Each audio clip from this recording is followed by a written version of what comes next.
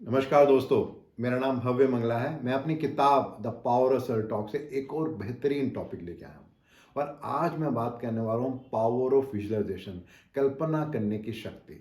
और जब तक ये वीडियो समाप्त होगा आपको समझ में आएगा कि ये कल्पना करने की शक्ति क्या होती है, क्यों ये ज़रूरी है और किस तरीके से हम अपने अंदर पैदा कर सकते हैं।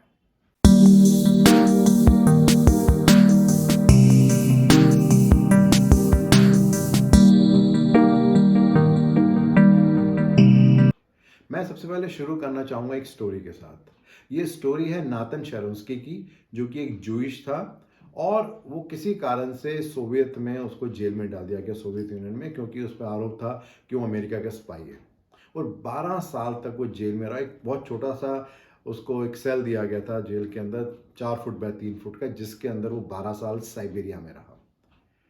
अब बहुत मुश्किल था उसके अंदर जी पाना भी, तो बट उसने सोचा कि कैसे भी हो लेकिन उसे जीवित रहना है और अपने माइंड को एक्टिव रखना है। तो वहाँ उतनी ही जगह में वो अपनी बॉडी को हिला के अपनी फिजिकली अपने आप को एक्टिव रखता था। लेकिन उसको लगा कि मेरे माइंड का क्या होगा, अगर मैं इस तरह की छोटी सी जेल के अंदर रहूँगा तो बहुत जल्दी सब कुछ ख़त्म हो जाएगा। तो उसने डिसाइड किया कि वो कुछ ना कुछ अपने माइंड को एक्टिव रखेगा। तो उसको चेस खेलना बहुत अच्छा लगता था। तो उसने सोचा कि मैं शतरंज खेलूँगा। फिर क्वेश्चन ये आया किसके साथ खेलूँगा। तो उस समय दुनिया का जो सबसे बेस्ट प्लेयर होता था वो गैरी कास्परोव होता था। तो उसने ऐसा सोचना शुरू किया, ऐसी कल्पना करनी शुरू की कि मैं गैरी कैस्परोव के साथ शतरंज खेल रहा हूँ और मैं उसको रोज़ हरा भी रहा हूँ। तो वो सारे दिन मन ही मन में गेम खेलता था और गैरी कास्परोव को हराता था। तो इस तरीके से पूरा 12 साल तक चला। बाद में कुछ पॉलिटिकल हेल्प के कारण उसको छोड़ दिया गया और वो वापस अपने देश इज़राइल आ गया। इज़राइल आने के बाद वहाँ पे वो मिनिस्टर बन गया। कुछ समय बाद गैरी कास्परोव एक बार इज़राइल आया और वहाँ पे कुछ मैचेस वगैरह होते हैं जहाँ पे जो भी बडिंग प्लेयर्स होते हैं वो आते हैं और चेस खेलते हैं। तो वहाँ पे 5 लोग एक तरफ हैं और गैरी कास्परोव अकेले उनसे खेल रहा है। इस तरह के बहुत सारे मैचेस होते हैं और सब में वो जीता था। लेकिन एक ऐसा मैच था जिसमें जब 5 में से 4 प्लेयर थे वो तो हार गए, लेकिन 5वें प्लेयर ने गैरी कास्परोव को हरा दिया। वो आदमी वही नाथन शेरन्स्की था जो कि 12 साल जेल के अंदर रहा था। सब लोग बहुत हैरान थे कि ये जो मिनिस्टर है इसको तो कोई ज़्यादा एक्सपोजर भी नहीं है शतरंज का, ये जीत कैसे गया। तो जब उससे पूछा तो उसने बोला कि ये मेरे लिए बिल्कुल भी मुश्किल नहीं था, क्योंकि मैं पिछले 12 साल से जब मैं जेल में था रोज़ मैं चेस खेलता था और मैं गैरी कास्परोव को हराता था। तो इसलिए आज जब मैच हुआ तो मुझे बिल्कुल भी मुश्किल नहीं हुई गैरी कास्परोव को हराने में। तो ये है कल्पना की शक्ति कि किस तरीके से अगर हम कोई चीज़ सोचते हैं और लगातार सोचते हैं तो वो एक्चुअली में रियलिटी बन जाती है। बहुत ही अच्छी बात बोली है किसी ने। उनका कहना है कि हम कुछ भी जो इमेजिन कर सकते हैं उसको हम क्रिएट कर सकते हैं। ये सारी की सारी शक्ति हमारे हाथ में है। तो जब हम बात करते हैं विजुअलाइजेशन की या कल्पना शक्ति की, तो उसका मतलब यह है कि हम अपने मन में क्या सोच रहे हैं। और वो कुछ भी हो सकता है, ऐसा नहीं है कि वो सच में कोई सच्चाई हो। वो ऐसी बात भी हो सकती है जो सच्चाई नहीं है, लेकिन अगर हमने अपने माइंड में सोचा तो सर्टनली धीरे धीरे उसे करते करते एक्चुअली में वो रियलिटी बन जाती है। से फॉर एग्जाम्पल आप मान के चलिए कि किसी ने आपकी बेइज्जती कर दी, आपको बहुत बुरा लगा। अब जिसने आपकी बेइज्जती की वो तो एक बार कह के चला गया, लेकिन हम अपने मन में उस बात को कितनी बार सोचते हैं? 1 बार, 1000 बार, 10,000 बार, 1,00,000 बार, शायद उससे भी ज़्यादा। तो वो जिस आदमी ने हमारी बेइज्जती की थी, उससे जो हमें कष्ट हुआ था, जो तकलीफ हुई थी, वो तो बहुत थोड़ा था। लेकिन हमने अपने अंदर उस बात को सोच सोच के कि उसने ऐसा क्यों किया, उसने ऐसा क्यों किया, वो जो हमें जो हर्ट, जो हमें तकलीफ होती है वो बहुत ज़्यादा बड़ी होती है। तो ये बहुत ज़रूरी है कि जो विजुअलाइजेशन है वो चाहते हुए या ना चाहते हुए हम कर ही रहे हैं। अब इम्पॉर्टेंट ये है कि उसको हम किस तरीके से चैनलाइज करें सही दिशा में, जिससे कि उसका फ़ायदा उठा सकें रादर देन कि उससे हमें नुकसान हो। और अगर आपने देखा होगा अक्सर जो खेलते हैं लोग, खासतौर से फुटबॉल खेल रहे हैं, क्रिकेट खेल रहे हैं, किसी भी गेम में जो लोग हैं वो इस शक्ति का बहुत ज़्यादा इस्तेमाल करते हैं। अगर आपने फुटबॉल में देखा होगा जिस समय पेनल्टी शूट आउट होता है तो जो गोलकीपर होता है, जैसे ही सामने वाला किक मारता है वो पहले से ही डिसाइड कर लेता है कि उसे राइट में जाना है या लेफ्ट में जाना है। तो ये उसकी कल्पना शक्ति का कमाल है जिसके बेसिस पे वो डिसाइड करता है, और बहुत बार वो सही भी होता है, गलत भी होता है। मोहम्मद अली जो एक बहुत ही पॉपुलर बॉक्सर है, उनका एक बहुत ही अच्छा कोट है। उनका कहना है कि अगर मेरे माइंड ने कोई बात सोच ली है और मेरे दिल ने उसको विश्वास कर लिया है, तो जो भी कुछ है उसको मैं अचीव कर सकता हूँ, चाहे वो कुछ भी हो। मैंने अपने साथ देखा है कि जब भी मैं कभी बॉलिंग खेलने जाता हूँ, वहाँ पे मैं देखता हूँ कि जब भी मैं मन में सोच लेता हूँ कि मेरा हाथ बिल्कुल सीधा जाएगा और मैं बिल्कुल सेंटर में पिन के मारने वाला हूँ, तो मैंने देखा majority of the time actually में मैं निशाना सही जगह मारता हूँ। अब एक बहुत इंपॉर्टेंट बात इससे आती है कि क्यों ज़रूरी है विजुअलाइजेशन को समझना और उसकी शक्ति का इस्तेमाल करना।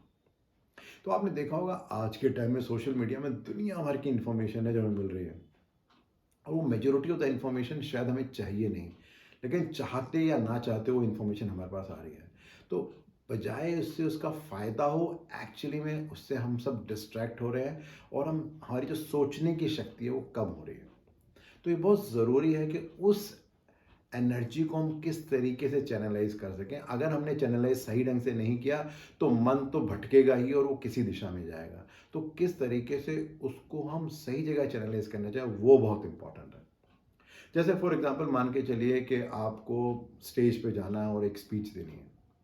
अब आप उसकी जब तैयारी कर रहे हो और मन में आपके बार बार ये चल रहा है कि नहीं नहीं, जब मैं वहाँ जाऊँगा तो मैं भूल जाऊँगा, मेरे हाथ पाँव काँपने लगेंगे और ऐसा होगा और वैसा होगा, तो वाकई जब आप एक्चुअली में स्टेज में जाएंगे तो वो सब होने वाला है।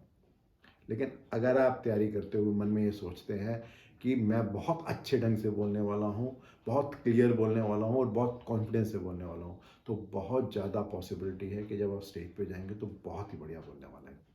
तो ये सब कुछ हमारे माइंड के ऊपर होता है। अब अगला सवाल बहुत इंपॉर्टेंट है, इसको किया कैसे जाए। तो उसको करने के लिए सबसे पहले हमें अपनी 5 जो सेंसेस हैं उनको समझना और उसको सही तरीके से यूज़ करना बहुत इंपॉर्टेंट है। जो 5 हमारी सेंसेस है जिसकी हम बात करते हैं हमेशा, वो है कि क्या हम देख सकते हैं, क्या हम सूंघ सकते हैं, क्या सुन सकते हैं, कैसा महसूस कर सकते हैं और क्या हम टेस्ट कर सकते हैं। एक बार जब इन पाँचों सेंसेस को हम ठीक से चैनलाइज कर लेते हैं तो चीज़ें बहुत आसान हो जाती हैं। और जनरली दो बहुत अच्छी टेक्निक मानी जाती हैं, एक है मेडिटेशन और दूसरी है सेल्फ टॉक, जिसको हम यूज़ करके जो हमारी शक्ति है, कल्पना शक्ति, उसको हम ठीक से इस्तेमाल कर सकते हैं। जब हम बात करते हैं मेडिटेशन की तो उसका ऑब्जेक्टिव क्या है। जनरली 40 से 50,000 थॉट्स ऐसे होते हैं जो 24 घंटे हमारे माइंड में होते हैं, और ये बहुत ज़्यादा होते हैं जितना हम बोलते हैं। अगर इन थॉट्स को हम थोड़ा सा स्लो कर सकें तो हमारे माइंड में थोड़ी सी इतनी जगह होगी कि बजाय इसके कि हम हमेशा ऑटो मोड में रहें, हम कुछ सोच सकें और डिसाइड कर सकें कि हमें अपनी सोच को किस तरफ लेके जाना है। तो मेडिटेशन बहुत ज़्यादा हेल्प करता है इस बारे में कि हम अपनी कल्पना शक्ति को इम्प्रूव कर सकते हैं। जब दूसरा है सेल्फ टॉक, जो हम अपने आप से बात करते हैं। अब अपने आप से बात करने के बहुत सारे तरीके हो सकते हैं, लेकिन जो भी तरीका हमें पसंद आए, अगर हम उसको यूज़ करें तो जो भी हम चाहते हैं उसको हम अचीव कर सकते हैं। जैसे मैंने आपको पहले भी कहा था कि इरिस्पेक्टिव ऑफ कि हम सोचते हैं जानबूझ के या नहीं सोचते, मन तो सोचेगा ही, बट अगर वो अपने आप सोच रहा है तो गलत दिशा में ज़्यादातर होता है, तो उसको चैनलाइज करना है सही दिशा में। बहुत साल पहले एक स्टडी की गई थी जहाँ पे एक सेट ऑफ लोगों को कहा गया था कि आपको पियानो बजाना है रोज 2 घंटे 5 दिन के लिए, और एक दूसरा ग्रुप था जिसको कहा गया था आपको सिर्फ सोचना है कि आप पियानो बजा रहे हैं, सेम टाइम 2 घंटे के लिए रोज करना और 5 दिन करना है। उसके बाद जब उनके ब्रेन सेल को चेक किया गया तो दोनों ग्रुप के जो ब्रेन सेल थे वो एग्जैक्टली सेम ही डेवलप हुए थे। तो उससे पता लगता है कि जो हमारा माइंड है ये सब्जेक्टिव है नेचर में। एक्चुअली में हम क्या कर रहे हैं इससे फर्क नहीं पड़ता, बट अगर हम कुछ सोच रहे हैं तो वो वैसा होने लगता है। तो क्यों ना उसको हम ठीक ढंग से चैनलाइज करें और उसको यूज़ करें। कई बार ऐसा भी होता है कि क्या सोचने से सब कुछ होता है। सोचना तो बहुत ज़रूरी है, लेकिन सोचने का उसको हमें करना भी है, क्योंकि जब हम उसको करते हैं उस तरीके से जैसे हम सोचते हैं तो वो डिज़ायर्ड रिजल्ट आ जाते हैं जैसा हम चाहते हैं।